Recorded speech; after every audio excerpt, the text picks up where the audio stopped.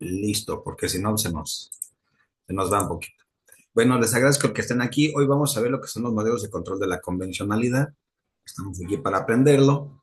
No lo pudimos ver el sábado, pero esta es la idea de hoy, poder compartirlo con ustedes. Vamos a compartir con ustedes algunas anotaciones que ya tengo por aquí hechas para que sea más rápido y no nos atrasemos tanto. Y aquí lo tenemos. Bueno, estos modelos de control pues son sobre todo para examinar los casos, cómo aplicar las normas conforme a su propia competencia. De ahí que el debido control propio original o externo. Pero también está el control concentrado y el difuso. Son las formas en las que podemos hacer los modelos de control de la convencionalidad. El control concentrado concreto, sí, vamos a decir aquí con mis apuntes, se realiza sobre normas o leyes que han sido aplicadas a casos particulares en los que se considera que existe una violación de derechos por la aplicación de la norma. El control abstracto se realiza sobre normas o leyes que no han sido aplicadas a un caso en concreto, pero que se violan derechos. Pero sobre todo, el control concentrado, y esta es la parte interesante, solamente lo realiza la Corte Interamericana. La única instancia intérprete de lo que es la, el- la Convención Interamericana va a ser la Corte Interamericana. Solamente es un control concentrado, es algo concreto. Pero en el control difuso, acuérdense que dice el artículo primero de la Constitución, su párrafo tercero, todas las autoridades en el ámbito de sus competencias deberán, y entonces ya hace una interpretación conforme, y está hablando, eso es un control difuso. Vamos a dejar aquí entrar nuestro compañero Carlos Mérida. Ahí tiene el nombre como de, aquí está. Vamos a ver el cuarto de emitir. Bueno, ya no creo que nos falte. Entonces, este control difuso o concentrado depende de las circunstancias y aparte todos los jueces en el ámbito de sus competencias son jueces internos. Se supone que los jueces todos son jueces internacionales. Así que por eso estamos hablando de dos tipos de controles, el control difuso y el control abstracto o el control concentrado. Hay el control doméstico, así es. Uno de los elementos esenciales que hace la aplicación de la regla del agotamiento de recursos es la extensión no de un recurso doméstico efectivo en las condiciones internas. Muchas veces, algunos casos que han llegado a la Corte Interamericana han sido porque en algunos países no existen medios que puedan llevar a cabo agotar las instancias. No hay. Entonces, no hay esos derechos efectivos ante instancias nacionales. Por eso dice, constituyen los pilares básicos no solo de la Convención Americana, sino del propio Estado, del derecho en la Convención, aquí está, y que éste se ha interpretado en relación con la obligación de generar que dimana el artículo 1.1 de la Convención Interamericana de sentido de conferir funciones de protección en los sistemas de los Estados partes. Y si no hay ese tipo de asuntos, no podemos ir a lo que se llama el control primario de la convencionalidad, o también está el principio de subsidiariedad. Este principio de subsidiariedad está dentro de su programa. Este principio de subsidiariedad o control secundario se refiere al asunto muy sencillo. Se espera que todos los estados hagan lo posible por resolver sus conflictos internos, aplicar la impartición de justicia, resolverlos, castigar a los responsables, procurar que se lleven a cabo las investigaciones si existen violaciones a derechos humanos. Pero si no se llevan a cabo y no se da ese sentido de la procuración y de la justicia, ¿quién lo tiene que hacer? Entonces, pueden legítimamente, ¿sí? Lo pueden legítimamente hacer los particulares acudir al Sistema Interamericano de Protección a Derechos Humanos. Muchos de los casos en los que México ha sido condenado es porque precisamente no se lleva un control primario dentro de lo que es la instancia nacional. No se han agotado todos o no se han agotado los recursos, habiéndose agotado, no se obtuvo eso. Ayer me habló una buena amiga que su hermano está detenido en el penal de Cumbres, en Mil Cumbres, en Michoacán. Una cosa terrible, por una acusación de violencia. Indica que entró alguien aquí a la casa. Bueno, entonces, en este penal de Mil Cumbres, ¿sí? está este detenido. Pero ya han agotado un poco las circunstancias. Le dije, no me queda y se le aventaron 99, 90 años o lo acusan de violación, de algunos elementos muy, muy difíciles. Y me decía llorando, es que incluso a mi hermano ya lo violaron y lo maltrataron dentro de del penal. Una situación muy difícil. Entonces, le digo, tenemos que agotar todo. Tus abogados deben de agotar todo en ese control doméstico. Si no, no podemos acudir a otras instancias. Te tienes que ir al amparo, pedir que los jueces federales revisen su caso y este de asunto. Es que me piden 2 millones de pesos. ¿Quién te los pide? No, pues la familia de los ofendidos y que las... Digo, es que esos son delitos, no son de carácter patrimonial. No creo que alcances un acuerdo reparatorio con estas condiciones. No lo hay, no vas a poder más por la acusación. Tienes que agotar todos los medios. Te tienes que ir al amparo, a lo que tengas, lo que tengan tus abogados, y entonces sí lo podemos resolver. O yo te estoy orientando, no soy penalista, pero sí te estoy diciendo que si quisiéramos irnos al sistema interamericano de protección de derechos humanos y hacer un control subsidiario, entonces sí tendríamos que agotar. Curiosamente, tienen por ahí su libro sobre de la doctora Heréndira Noemí Ramos Vázquez, y vamos a leer un poquito sobre el principio de subsidiariedad. Si lo estuvieran, pues me ayudan un poquito.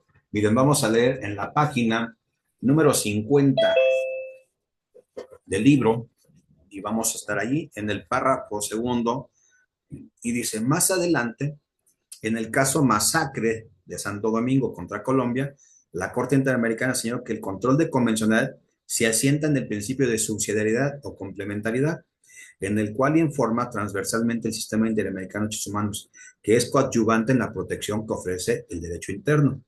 El significado de este pronunciamiento gira en torno a la institución de un control de convencionalidad dinámico y subsidiario de las obligaciones internacionales de los estados de respeto a las garantías de derechos humanos, estos entre estos principalmente obligados a la instancia internacional de forma complementaria, de tal manera que solamente si en un caso no ha sido solucionado por el sistema nacional como corresponde el Estado hacerlo en primer lugar, en ejercicio efectivo del control de convencionalidad, entonces en el caso puede fluir ante los órganos del sistema, la Comisión Interamericana, y si corresponde ante la Corte. En cuanto a los alcances doctrinales del principio de complementariedad, en el conjunto del control de convencional, realizar un análisis detallado más adelante. Es decir, se estima, ¿sí?, que está obligado el Estado primeramente a resolver estos conflictos para que no tenga que intervenir el sistema interamericano. Pero si no se puede, entonces sí, hay que agotar todo. Muy lastimosamente, me dio pena, no podía ayudarle más, pero me decía, es que me piden 2 millones de pesos y no los tenemos. Digo, es que no se trata de dinero, se trata de que agotes todas las instancias. Eso es un punto técnico. ¿Qué pasaría si sueltas los 2 millones de pesos? ¿Te vas a quedar sin el dinero? ¿Te vas a quedar con las deudas? Y simplemente tu hermano va a seguir preso. ¿Por qué? Porque no están agotando lo que es la técnica jurídica, todas las instancias legales, y entonces vas a tenerte a tu hermano en la cárcel, te vas a quedar sin dinero y vas a seguir en la misma. No va por ahí. Tienes que agotar todo. Entonces, este es el principio de complementariedad. Y después, vamos a leer un poquito también en la página. Vamos a la 75, por favor, si me quieren acompañar.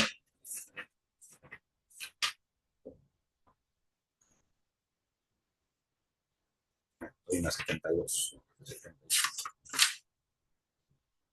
Vamos acompañados por la interpretación conforme acerca de estas leyes, porque estamos aquí hablando de todo lo que tenemos de la interpretación y de la subsidiariedad. Es que estoy bien, estoy en la 84.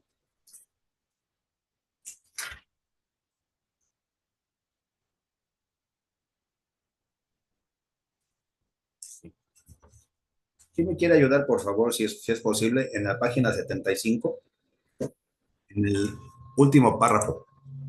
Penúltimo dice el objetivo tradicional. Si alguien tuviera, si no, yo lo leo, no pasa nada. El objetivo tradicional del control de convencionalidad que deben aplicar los jueces a partir del caso Almacid Arellano se trató de un rol con implicación meramente represiva, es decir, en aplicar o expulsar normas nacionales que fueran contrarias a la Convención Americana y a la y a la jurisprudencia de la Corte Interamericana.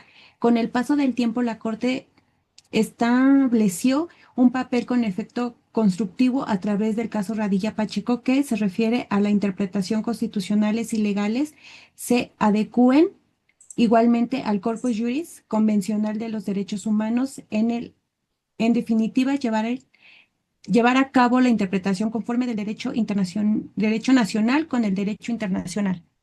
Gracias, Maribel. Entonces, esto nos ayuda mucho para entender el principio de interpretación conforme. Todos los jueces lo deben de llevar a cabo este ejercicio. Si no lo hacen, si no lo están realizando, imagínate qué clase de jueces estamos teniendo. Pero no, yo creo que la mayoría de los jueces son gente muy preparada. Yo he estado teniendo últimamente audiencias que me han estado agradando muchísimo por el nivel de preparación de algunos juzgadores. Podemos estar o no de acuerdo con lo que se puede resolver al final, pero su atención o su cuidado, su resolución me han estado gustando dentro de todo esto. Ahora bien, hay un principio, una excepción al principio de subsidiariedad que debe de verse en los artículos 46.2 y 46.a y 46.2 de la Convención. Vamos aquí con, ¿sí? Normalmente, como se los digo en el principio de control primario, el Estado debe de agotarse todas las posibilidades, pero no siempre nos tenemos que esperar a que eso suceda. Déjame irme a una cosa muy sencilla. Vamos a dejar de compartir. Quiero ir a la... déjame ver quién está aquí los participantes. Alguien está admitido. Vamos a la Convención Interamericana, por favor, a sus artículos 46, se los vamos a buscar.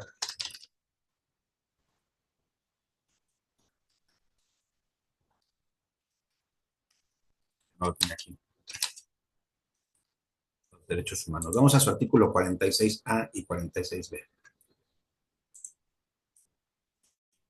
Hay un caso de Zompantli contra Tecli, fue del García Tecli contra México el año pasado.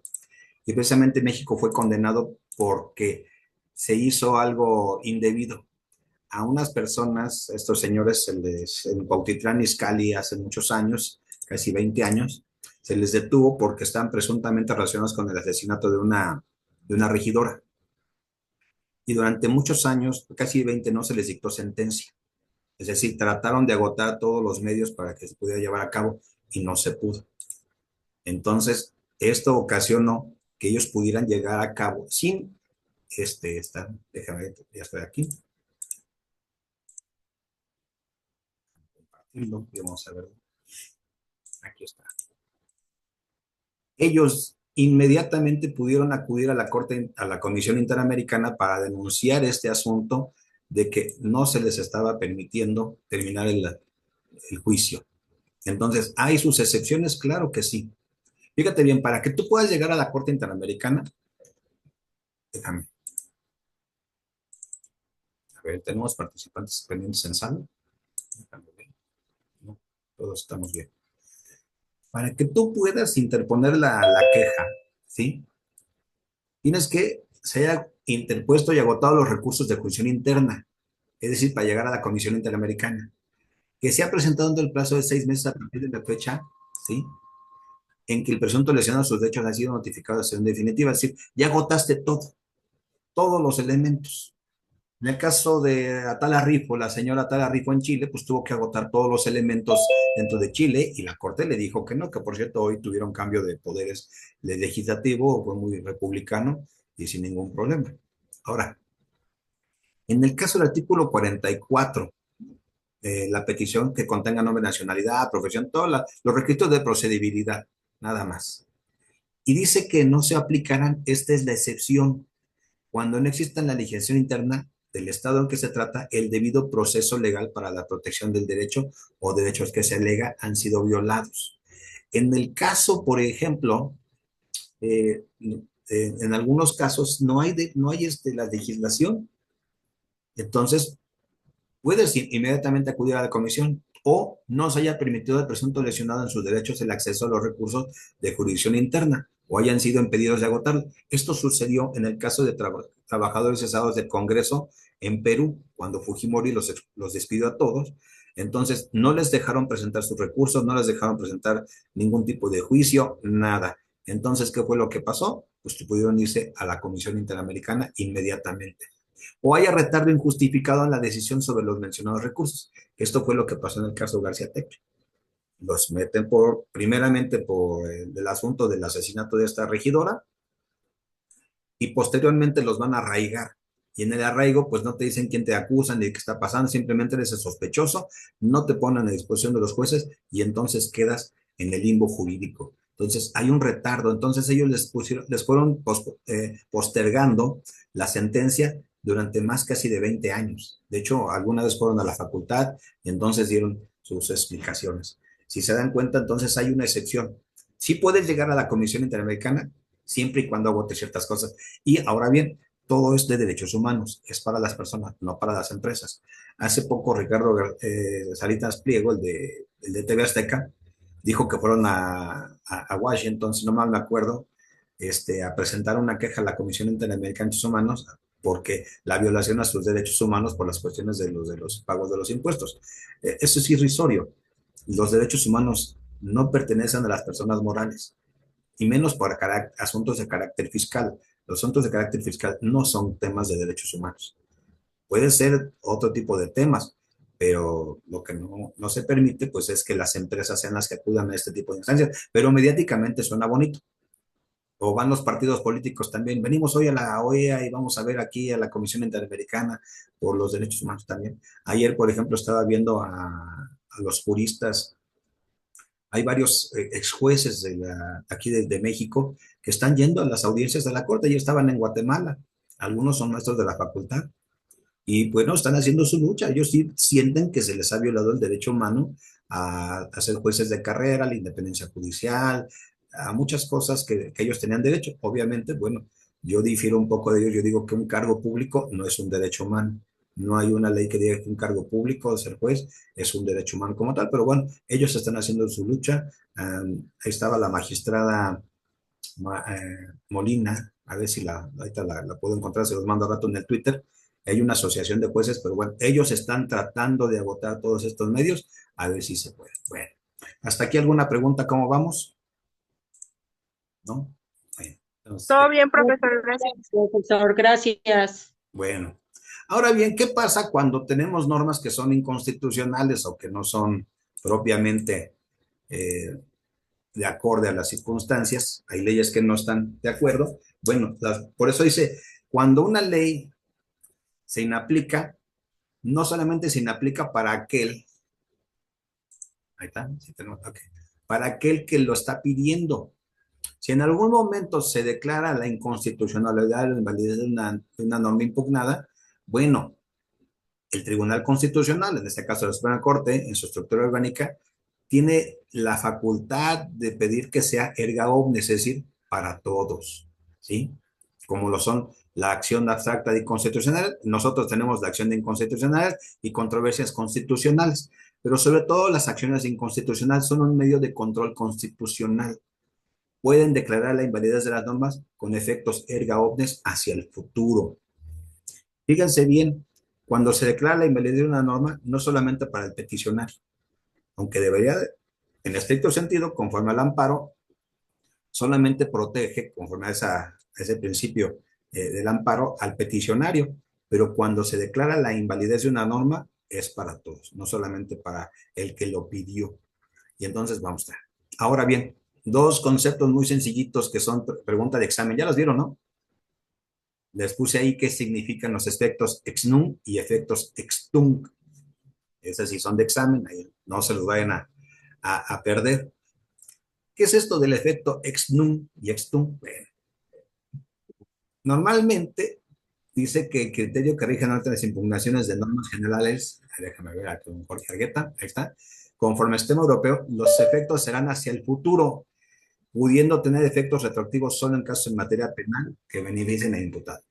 Sin embargo, la Suprema Corte ha sostenido que, sin importar la materia, puede indicar en forma extraordinaria que la declaración de validez efectiva a partir de la fecha de la presentación de la demanda, cuando por virtud de la suspensión de los actos reclamados se hayan mantenido las cosas en el estado que se encontraban al momento de la promoción de la controversia. Es decir, De aquí en adelante es lo que significa ex nunc, hacia el futuro, de aquí en adelante.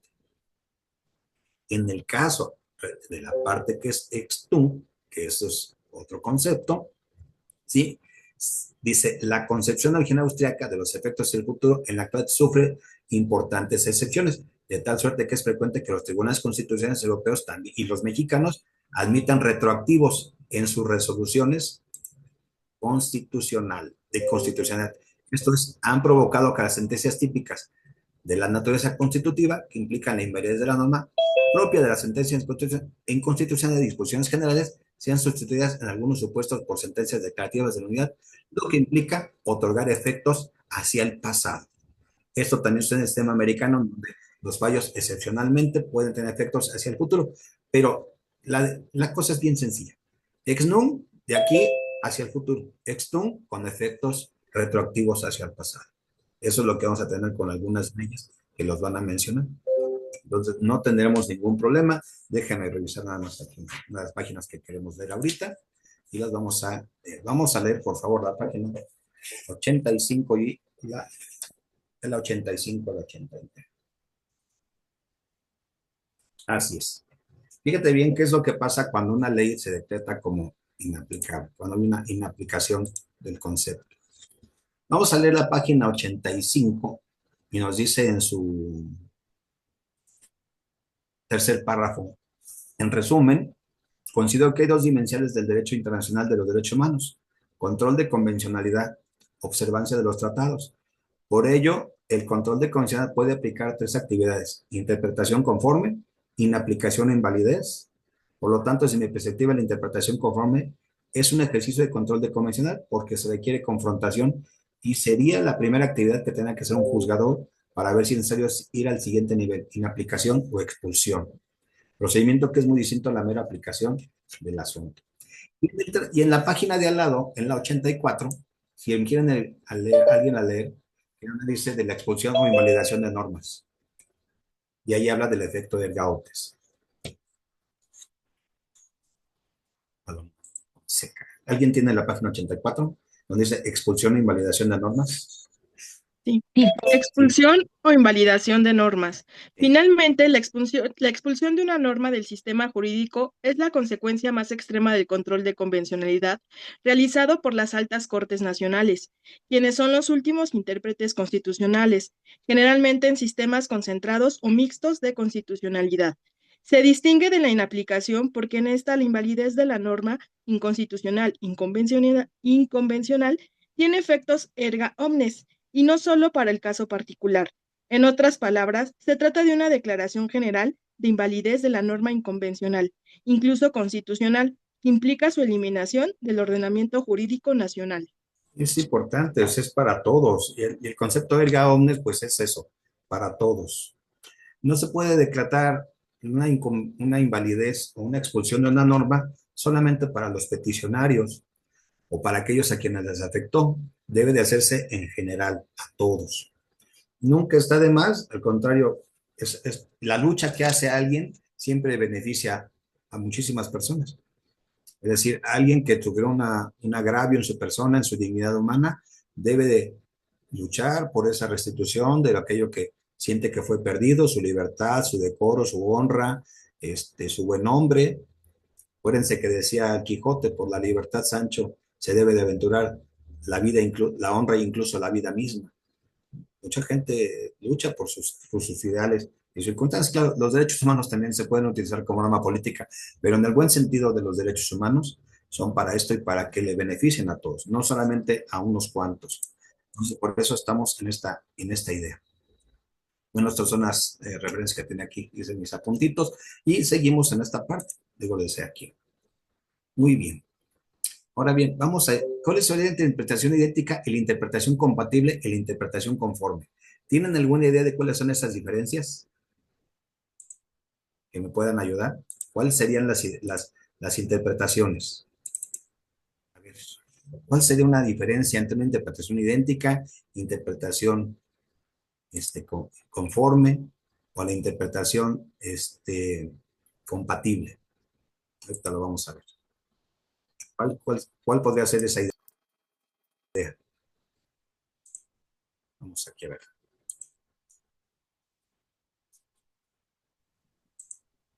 Déjame revisar aquí. Vamos a... Ya se me pasó de dejar de compartir. Ahí está. Muy bien. Estoy aquí buscando un detallito.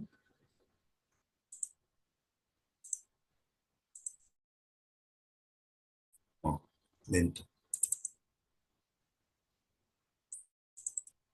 Ya, ahí va. Una interpretación idéntica es la que tiene exactamente la misma interpretación o el mismo parámetro con lo que sería la norma original.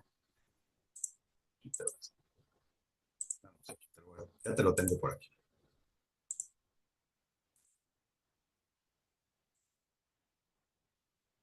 Aquí tengo otra laminita, lo voy a compartir con ustedes.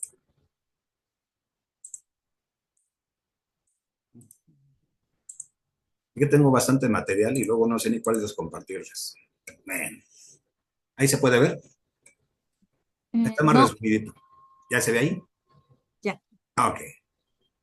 Efectos sextum se refieren no retroactivos desde una norma a efectos jurídicos, de por sí es de aquí en adelante. Y la extum se traduce como desde entonces y se refiere a una acción que produce efectos del momento mismo en que el acto tuvo su origen. Ahí sí hay una retroactividad. Ahí lo tengo más resumido esta parte. Te digo, tengo varios. Por ejemplo, si quieren, luego les doy el curso de lo que estuve viviendo con los maestros de la facultad. Sí. Maestro, ¿y eso nos los puede enviar? Sí, claro. Sí, no tengo problema. Son materiales que voy guardando por todos lados. Que no, como no me permiten usar siempre el proyector ahí en la facultad, bueno. Y aquí tengo una pequeña laminita sobre interpretación idéntica. ¿Vale?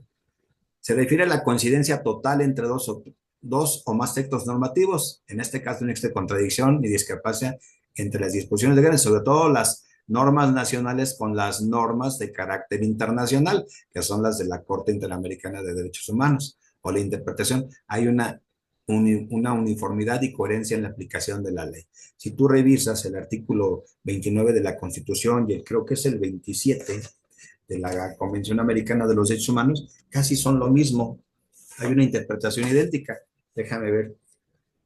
Fíjate bien cómo estaríamos en una idéntica. Vamos a ver ¿cómo se llama? La Convención Americana. Déjame. Aquí está. Voy a revisar. El artículo 29. No, es el 27. Vamos aquí, me voy a dejar de compartir y ya te regresamos, porque es importante, y comparto lo de la Convención Americana. Aquí en el artículo 27 de la Convención Americana nos habla del caso de guerra, el peligro, una suspensión de garantías, otra especie que amenaza la independencia y seguridad. Puede adoptar disposiciones que a medida con el tiempo, o sea, hablando del Estado, ¿sí? Estrictamente limitadas, excepción de la situación que suspende las obligaciones contrarias en virtud de esta convención, siempre que tales disposiciones sean incompatibles con las demás obligaciones. ¿En qué momento se pueden suspender las garantías individuales y qué artículo lo dice la Constitución? Artículo 20 es una restricción de derechos, ¿no? Sería el 29, no está. 20, sí, perdón, 29. El 29, y hace una interpretación idéntica, ¿no? Podríamos decir que no hay una discrepancia entre nuestro artículo 29 con el artículo 27 de la suspensión de las garantías. Nunca, bueno, desde que se implementó ya la Constitución del 17, no hemos tenido una suspensión de las garantías, pero está allí y dice las reglas y en casos de que se puede llevar a cabo. ¿Mande? Ah. Entonces, bueno, la disposición presente no autoriza de suspender los derechos denominados en los siguientes artículos: reconocimiento a la persona jurídica, derecho a la vida, derecho a la integridad personal, prohibición de la esclavitud de servidumbre, prohibición de la legalidad y la retroactividad, libertad de conciencia y de religión, protección de la familia, derechos al nombre, derechos del niño, derecho a la nacionalidad, derechos políticos ni de garantías judiciales indispensables en la protección de tales derechos. Es decir, no hay un artículo en la Constitución que nos diga que si hay un asunto de suspensión estos derechos pueden ser trastocados, ¿no? Para nada. Pues sí pueden trastocarse los del derecho de movilidad, de asociación y de otras cosas. Sí, eso sí se pueden de alguna manera suspender, pero nada más. Pero esta lista que nos está determinando aquí la Convención Interamericana hacen una interpretación idéntica con la Corte Interamericana y la Constitución, la Convención, perdón. Entonces, ahí eso es un ejemplo breve de cómo estamos. Digo, compartiendo con ustedes aquí mi pantalla. ¿Dónde estoy? Así, se me va como ya casi no estuve mucho tiempo aquí. Ahora bien, la interpretación compatible. A diferencia de la interpretación ética, la interpretación compatible permite que existen diferencias o matices entre los textos normativos, siempre y cuando no sean incompatibles entre sí. En ese contexto se busca armonizar las disposiciones legales sin necesidad de una coincidencia absoluta. Y lo hemos visto, cuando vimos la compatibilidad, por ejemplo, en el artículo 2 de la Convención, se dice que los estados deben de hacer todo lo posible para que sus marcos normativos tengan esa compatibilidad con la Convención Interamericana. No que sean idénticos, sin embargo, que sean de alguna manera, no, las diferencias no sean tan notorias, no tan sutiles, pero sí que sean una aproximación a lo que se espera entre la convención y los sistemas normativos de cada país. Y la interpretación conforme, ahí sí, busca considerar y expandir los derechos fundamentales, mientras que la interpretación idéntica y la interpretación compatible se centra en la coherencia y la armonización entre normas jurídicas. Es importante considerar que estos enfoques al analizar y aplicar el derecho en diferentes contextos legales. Ahí sí, tienes que hacer un ejercicio, un criterio amplio, tienes que hacer interpretaciones históricas, tienes que llevar a cabo interpretaciones hasta de carácter, ¿cómo se llama? Doctrinales, gramaticales, es decir, derecho comparado, puedes ir a otros órdenes jurídicos a ver de qué se trata, dónde pueden abrevar, es decir, todo este tipo de circunstancias que vienen a dar a los jueces, que normalmente sí se tienen que hacer la interpretación conforme, no puede quedarse ahí nada más. Por eso decía, doña Claudia, decía la maestra, la doctora, ¿no? El control de convencionalidad, ¿sí? Puede aplicar tres actividades: la interpretación conforme, una aplicación o invalidez, o la invalidez, perdón. Por tanto, desde mi perspectiva, la interpretación conforme es un ejercicio de control convencional porque sí requiere confrontación y será la primera que tengan que hacer los juzgadores, que es lo normal que se puede hacer. Muchas veces hay circunstancias que deben de hacerse interpretación. Ahorita tenemos un gran dilema en la Suprema Corte de Justicia de la Nación. ¿Cómo conciliar los intereses de la nación mexicana con el asunto de la prisión preventiva oficiosa sin que tenga que perderse pues todo lo que se tiene que ver, por ejemplo, la paz social, porque si se aplica como pide la Corte Interamericana, que se deje de aplicar la prisión preventiva oficiosa, esto le beneficiaría a muchísimos reos, y buenos o malos, ¿eh?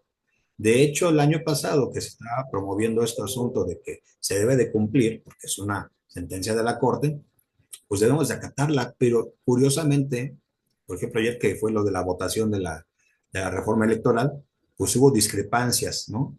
Y los legisladores, ahora incluso los que eran de un lado se pasaron del otro y no pasó la reforma, está bien, esto no es clase de derecho electoral, pero aquel caso, los 32 gobernadores, incluida la jefa de gobierno, los 31 gobernadores y la jefa de gobierno, todos le dijeron al presidente, todavía que estaba en turno, que fue Andrés, ¿cuántos fue hace año y medio más? Le dijeron que por favor no modificaran el marco legal. Todos lo dijeron. Ahí debe estar la carta, si la buscan. Todos al uno, los del PRI, los del PAN, los de Morena, creo que hay unos de MC, son los de Guadalajara, los de Jalisco y del Estado de Nuevo León. Todos firmaron la cartita, que por favor no fueran a cambiarlo, porque saben que de aplicarse este asunto de la prisión preventiva oficiosa en cumplimiento de lo que es la Corte Interamericana, habría reos que podrían salir y son de alta peligrosidad y no los quieren afuera. Ese es el problema. Entonces, ¿cómo hacer esa armonización, esa interpretación conforme? He visto videos de jueces muy buenos en donde se niegan a hacer la prisión preventiva oficiosa argumentando todo esto. La interpretación conforme, la interpretación compatible, los principios de los derechos humanos, el principio de pro persona. Entonces, estos jueces tienen que hacer ese ejercicio de confrontación. Obviamente que no es fácil para los juzgadores más en materia penal. En materia civil no hay tanto problema. En materia laboral, no sé. Por ejemplo, les decía hoy, lo que llegaron un poquito tarde, que tuve una audiencia de conciliación. La trabajadora argumenta que fue discriminada y que por eso dejó de ir al trabajo. Y nos quería pedir 50,000 pesos de indemnización.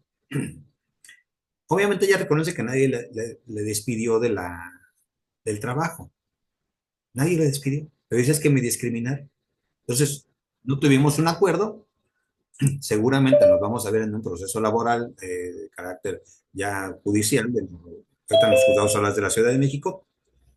Y no es un asunto de hechos, es un asunto de apreciación, de perspectiva de qué se supone que es discriminación. Y es que se quejaba porque como es una señora ya de unos 60 años y tiene el cabello largo, y canosito, no se lo pinta porque no es su deseo. Dices que me discriminaron, me dijeron que si no me veía bien con mi pelo cano. Y eso es discriminación. ¿Hasta qué punto eso no es discriminativo, no? En cambio, he visto casos en donde a una damita embarazada que está a punto de dar a luz, si la despiden de la, ¿cómo se llama? Si la despiden del trabajo. Ahí sí, obviamente, tienes un asunto de discriminación o alguien por su orientación sexual, ¿no? En algunos lugares, hubo un problema hace muchos años en una empresa de personas de comunidad judía y uno de sus trabajadores traía tatuado una esvástica. Eso fue un pleitazo. Como el trabajador iba a traer ahí la marca ahí de la Alemania nazi, bueno, ya sabe. Supongo que hay niveles para interpretación sobre la discriminación. Pero bueno, le dije, pues nos vemos en el juicio. Entonces ya los juzgados o el futuro juez que nos toque en materia va a tener que hacer una interpretación de qué es discriminatorio, qué no lo es, porque no se trata de despido injustificado.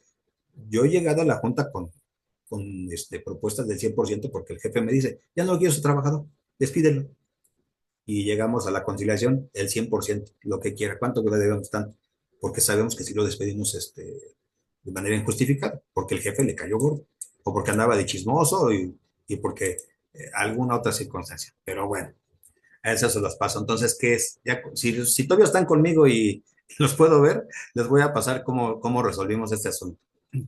Ahora, esta interpretación conforme a la normatividad interna con los tratados y jurisprudencia interamericanos. Eso es bien importante. Los jueces deben de conocer la jurisprudencia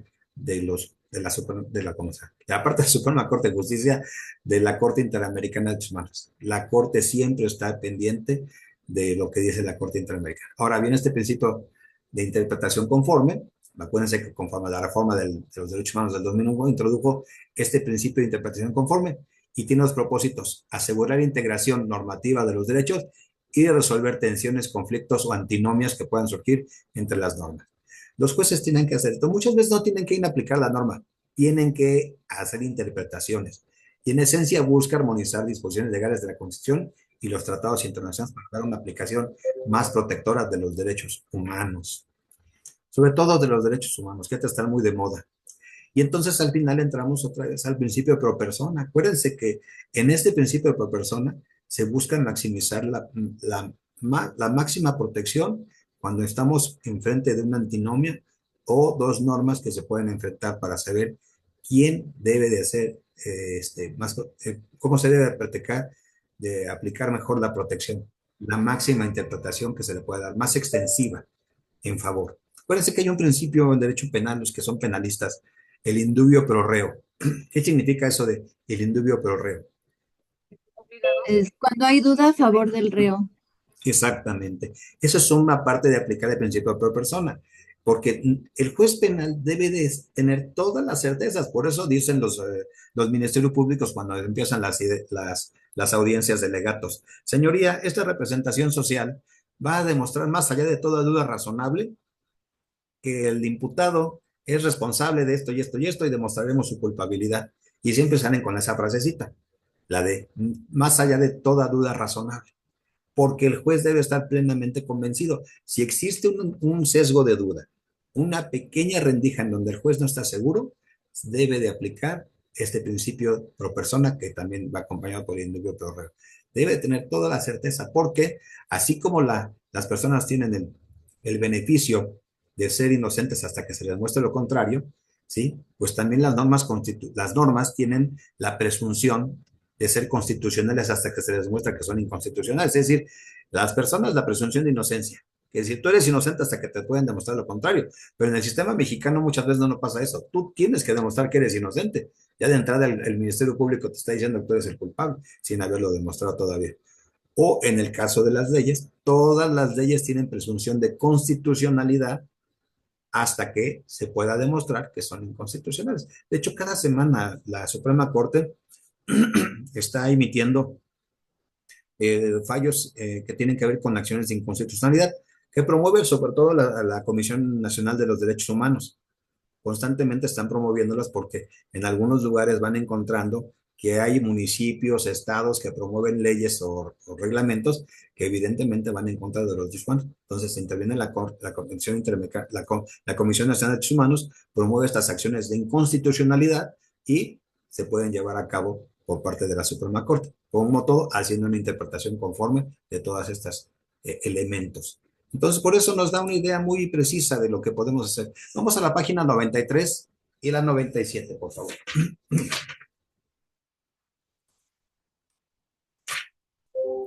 No es cierto. No, la 97, por favor, nada más. Y vamos a ver el segundo párrafo que nos habla de, dice, no, es 1, 2, 3. En el cuarto párrafo dice, por lo tanto, ¿que alguien me ayuda? Yo, profesor. Sí, por favor. Dice, por lo tanto, la trascendencia de las decisiones de la Corte Interamericana está íntimamente relacionada con el efecto erga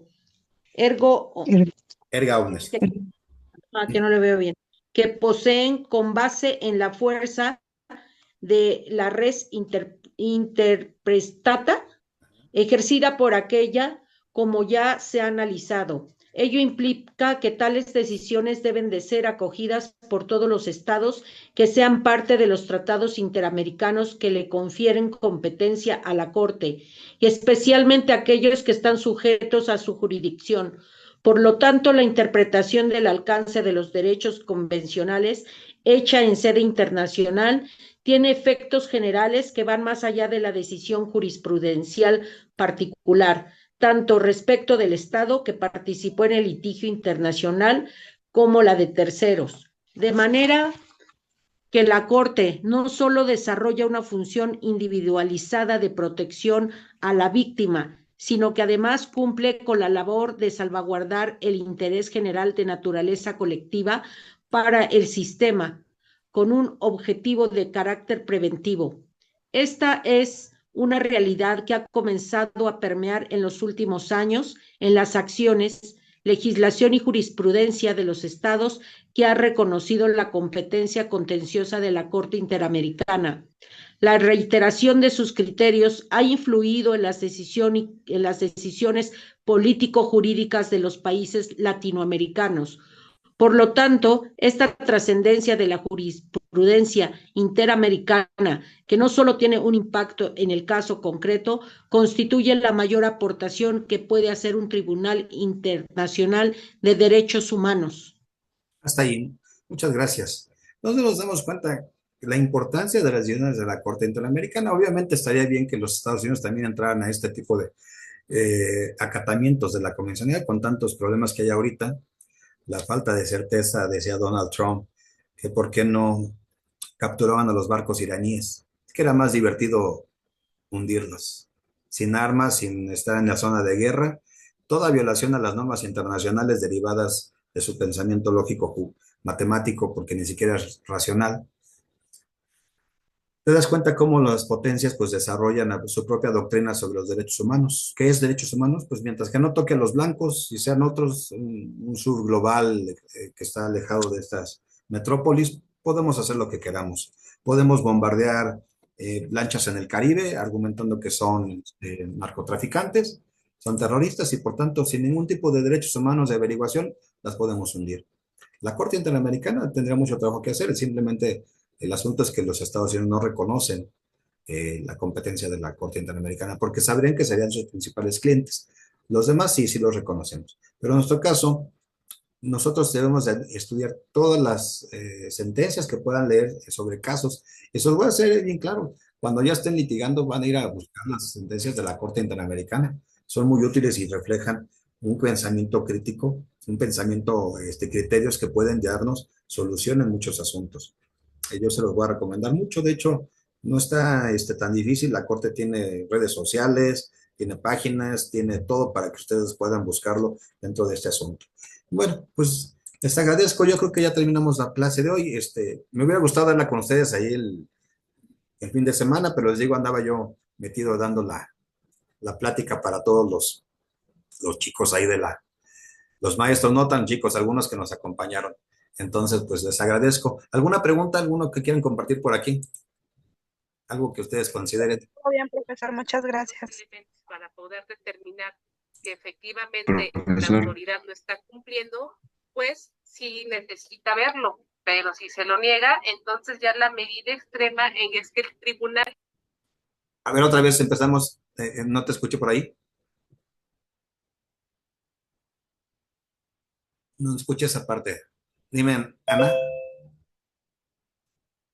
A ver, Ana, ¿qué pasó? Profe, bueno, más que nada era una duda sobre el ensayo. Bueno, sí lo compartimos, dime. Es el tema, nosotros lo vamos a escoger de los que usted envió, Y ¿verdad? de los 4 que tienes allí, puedes elegirlos. También viene uno que tenemos opción de escoger un tema que viene en la planeación, o ese no.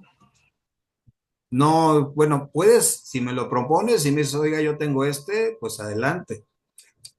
Ok, es que me ¿Hay pareció algún que tema vi que te que... gustaría? Pues adelante, oiga. Yo considero que me gusta. Algo que te gustaría tenerlo ahí. Yo sé que, Lo por que ejemplo, pasa es, ¿cuál te gustaría? ¿Qué tema? no, es que venía un tema sobre las sentencias que más relevantes en México y entonces pues no sé si se tengan que mencionar exactamente todas o solamente las que consideremos, o bueno, la que yo considere que son como importantes, como por la del campo algodonero, Pues, si te gusta, esta está muy vigente todavía. Digo, por eso, si me quieren dar un tema, nada más que ocupes los elementos que hemos estado viendo en las asesorías de aquí hasta que veamos que antes del examen. Sí, sería bien. ok, sí, solamente esa era mi duda, profesor. Bueno, si ustedes encuentran algún tema bonito que les guste, pues adelante, ¿no? Se puede hacer. ¿Alguien más? Por ejemplo, el tema ahí tienen los temas. Yo te los di como un ejemplo. Pero si alguien tiene otro tema, pues adelante, ¿no? No sé, si alguien pudiera tener otra idea, ¿no? Ah, ok, sí, está bien, profesor, gracias. Disculpe, profesor. Ande. Perdone, desafortunadamente yo no pude estar en la primer clase, y quisiera preguntarle respecto a los requisitos del ensayo. Los pusimos se los mandé se los mandé, ¿cómo se llama? En el chat, ¿no sé, no los viste? Ok, ahí los Si checo, no, disculpe. los reenvío en un momentito y ya para que los los puedas ver. Estos requisitos no te tendrán mayor problema más que los puse a qué letra quiero, cómo deben de quedar, cuántas cuartillas. Creo que puse 7 u 8. El semestre pasado había pedido 12, pero dije no era mucho. Así que lo reduje a 7 u 8. Tampoco desarrolla el tema, una idea principal, ponle los temas que estamos viendo. La idea es que también no abusen de la IA, abusen de su creatividad, de su razón. Yo lo noto cuando le pusieron a hacerlo. Además, a los chicos de contaduría, perdón, les estoy pidiendo sus trabajos a mano. No quiero llegar a eso. Porque, no, yo sé que ustedes trabajan, ustedes tienen responsabilidades en casa. Y a los de contaduría, pues sí, eso nada más se las pasan todo el día, pues en su casita, en sus tareas. A ustedes no. Pero traten de hacerlo de su propia iniciativa, redáctenlo. Porque al final de cuentas el que va a aprender eres tú. Si le pides Sí, a la IA que te lo haga, Gemini y todo eso, Pues bueno, te voy a poner la calificación, no lo voy a poner a revisar del todo porque pues son todos ustedes, yo les voy a creer, pero como decía el maestro, no lo vas a pagar aquí, lo pagas allá afuera en el ejercicio profesional. Claro. Entonces esa es la idea, está más presente. ¿No? ¿Cuántos temas puse? 4 temas, ¿no? 4. Sí, pues ahí está. Entonces, con esos 4 temas tienes para elegir el que quieres. Si alguien quiere proponer alguno nuevo, pues sí. Por ejemplo, hasta se me antojó un tema muy padre, pero no sé si lo pudiéramos poner. La vida y obra de don Sergio Méndez Arceo, el obispo rojo.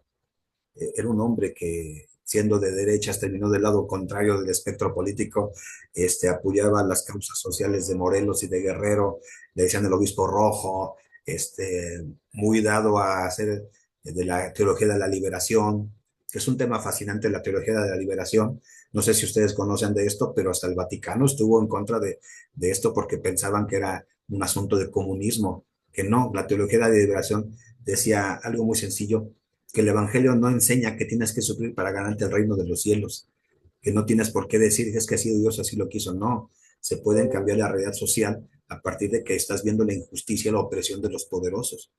No se trata de socialismo, sino de un cristianismo más primitivo, más de común acuerdo con las circunstancias. Pero esto el Vaticano lo veía como algo de socialismo y de comunismo. Y más en tiempos de Karol Wojtyla, conocido como Juan Pablo II, pues él no veía nada bien en este tipo de cosas. Entonces, pues, se me antojaba mucho o de Monseñor Óscar Arnolfo Romero, un hombre maravilloso también, defensor de los pobres en El Salvador, y que fue asesinado levantando el cáliz en la misa, levanta el cáliz donde está, pues para hacer, pues ya el rito de la misa, y recibe un balazo en el pecho. O sea, una cosa terrible por la opresión de los años 80 en Centroamérica, la violencia, o sea, todo lo que hoy se genera, pues sí, a mí me encantaría ver todos esos temas, pero es difícil a veces tan poquito tiempo. A ver si lo podemos hacer. Digo, Profesor, ¿me puede repetir el nombre de la vida y obra de quién? de don Sergio Méndez Arceo, el obispo rojo. Es un hombre maravilloso. Fue el obispo de Cuernavaca. Sergio Méndez Arceo, nacido aquí en Tlalpan, en la Ciudad de México, en 1920 y tantos. Él va a ser el obispo de Cuernavaca y va a tener unas posturas políticos y religiosas que van a cambiar mucho. De hecho, su ideología va a influir en la connotación de otros sacerdotes como Samuel Ruiz, que Samuel Ruiz va a influir después en la formación de lo que ya conocimos en los años 90 como el Ejército Zapatista de Liberación Nacional. Entonces, es importante que la teología de la liberación fue un movimiento religioso donde sí se dividió el clero, el alto clero pegado a la derecha y el bajo clero pegado a los sistemas más progresistas, en algunos sentidos, protegiendo a los más desposeídos, a los pobres, a los menesterosos pues, de las comunidades. Donde, por ejemplo, decía el obispo de Brasil, no me acuerdo su nombre, decían, si le doy un plato al pobre y al hambriento, dicen que soy un santo. Pero si pregunto por qué no tienen de comer, dicen que soy comunista. Entonces, ahorita me acuerdo luego su nombre de este buen obispo. Entonces, la iglesia también influye mucho en las conformaciones sociales y políticas de esta América.